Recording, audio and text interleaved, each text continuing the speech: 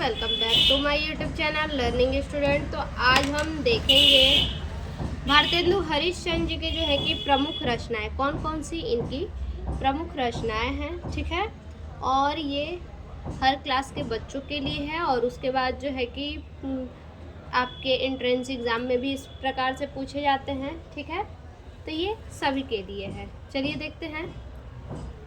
तो देखिए, सबसे पहले जानेंगे कि भारतेंदु हरिश्चंद्र जो है कि ये किस युग के कवि हैं। तो आपको बता दें, जो भारतेंदु हरिश्चंद्र जी हैं ये भारतेंदु युग के कवि है, ठीक है। किस युग के कवि हैं?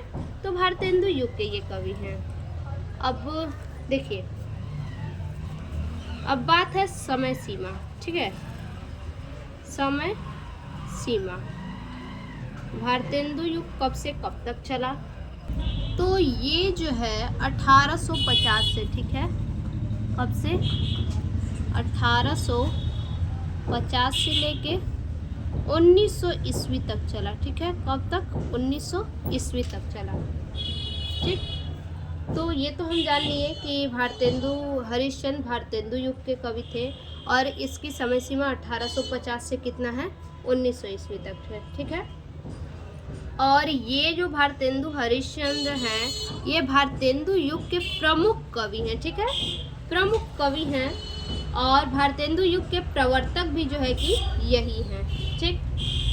और देखिए, जो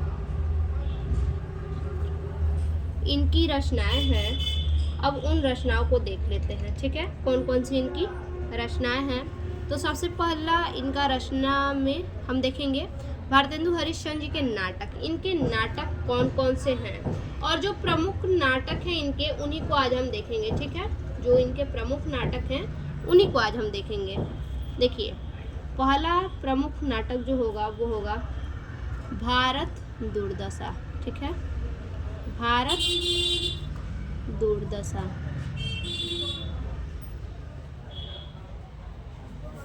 ये जो है कि 1880 में इसकी रचना हुई। ये नाटक जो है कि 1880 में आया, ठीक है। भारत दुर्दशा, जो कि भारतेंदु हरिश्चंद्र जी के द्वारा है।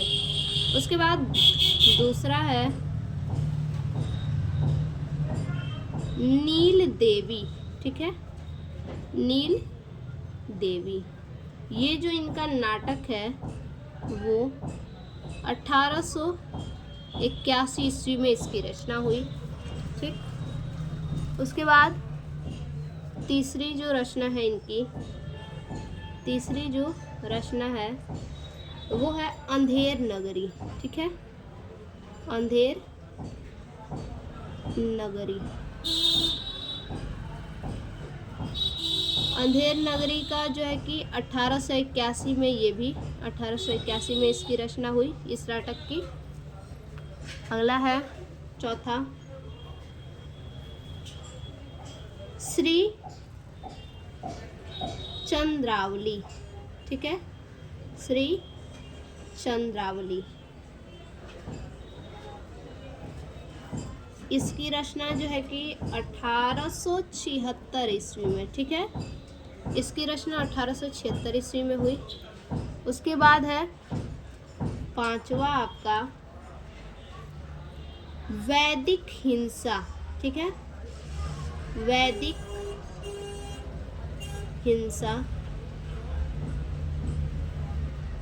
वैदिक हिंसा। हिंसा न भवति, हिंसा न भवति। ये रचना जो है 1873 ईस्वी में हुआ, ठीक है। उसके बाद अगला है 6 नंबर प्रेम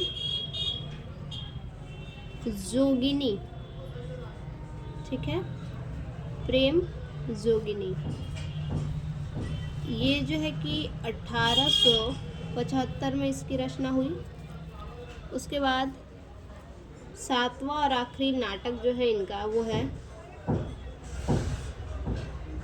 पांचवें पैगंबर, ठीक है। पांचवें पैगंबर, ठीक। ये जो है कि 1800 1873 ईस्वी में आया ये नाटक। ठीक है, तो ये हो गया इनके जो प्रमुख नाटक थे, 7 प्रमुख नाटक हैं। अब इसके बाद इनका हम देखेंगे, इनकी जो प्रमुख काव्य है उसको अब हम देख लेते हैं। ठीक है, प्रमुख काव्य इनके कौन कौन से हैं उसको हम देख लेते हैं। तो सबसे पहला काव्य होगा, जो प्रमुख काव्य है, प्रेम फुलवारी। प्रेम फुलवारी। ठीक है, दूसरा काव्य है प्रेम सरोवर। ठीक, प्रेम सरोवर।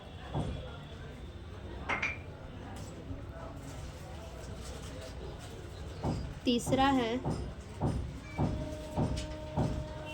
प्रेम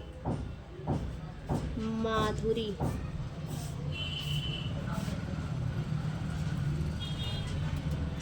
चौथा इनका जो काव्य है प्रेम मलिक। और जो पांचवा इनका काव्य है वो है फूलों का गुच्छा। ठीक है, फूलों का गुच्छा। तो यही इनका जो 5 है ये महत्वपूर्ण काव्य है। ठीक है, अब तो हम लोग नाटक और काव्य देख लिए। उसके बाद तीसरा जो है देख लेते हैं, क्या है तीसरा, भारतेंदु हरिश्चंद्र जी की पत्रिकाएं। कौन कौन सी पत्रिकाएं हैं उनको देखिए। ठीक है, तो जो पहला पत्रिका है, ठीक है, पहला पत्रिका है कौन सा, बाल बोधिनी। बाल बोधिनी।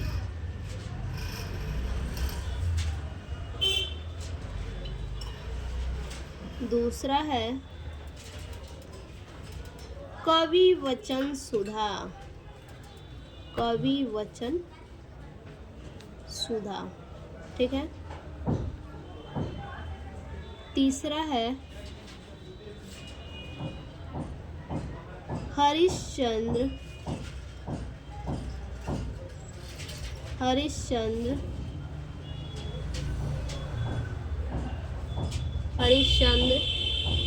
मैगजीन।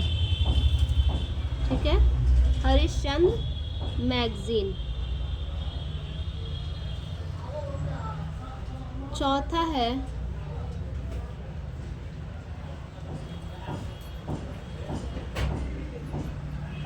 हरिश्चंद्र चंद्रिका। ठीक है, हरिश्चंद्र चंद्रिका।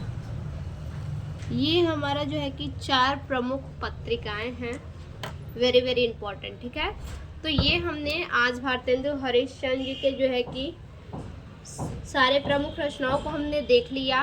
नाटक, काव्य और पत्रिकाएं, ये सभी के सभी प्रमुख है। ठीक है, तो इसको आप अच्छे से याद कर लीजिएगा, समझ लीजिएगा। और सबसे पहले तो कॉपी पेन लेके बैठिएगा और उस पर सारा का सारा बिल्कुल नोट कीजिएगा। ठीक है, एक जगह रहेगा तो आपको पढ़ने में बिल्कुल आसानी होगी और आप इसको अच्छे से पढ़ पाएंगे, समझ पाएंगे। ठीक है, तो फिर से मिलते हैं ऐसे एक और नए वीडियो में। तब तक के लिए धन्यवाद।